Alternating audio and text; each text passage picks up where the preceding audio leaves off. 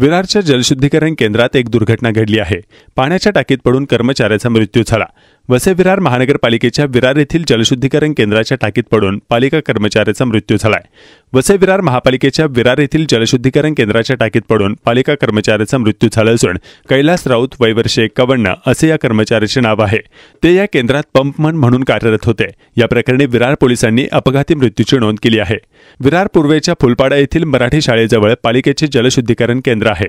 धरणातून आलेले पाणी या केंद्रात शुद्ध करून वितरित केले जाते। या केंद्रात पंपमन म्हणून काम करणारे कर्मचारी कैलास राऊत हे नेहमीप्रमाणे बुधवारी सकाळी 7 वाजता कामावर आले होते।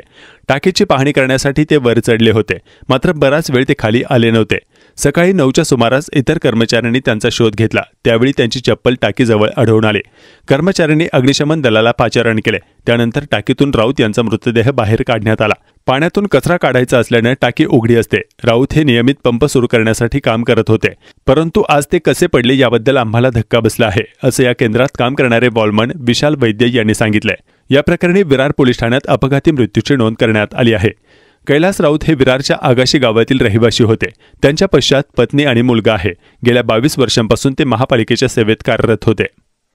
महानगरपालिकेच्या प्रभाग समिती सी कार्यक्षेत्रात पापडखिंड धरण असून त्या धरणावरून फुलपाडा जलशुद्धीकरण केंद्र जे आहे तिथे आपली 3 शिफ्टमध्ये कर्मचारी कार्यरत असतात।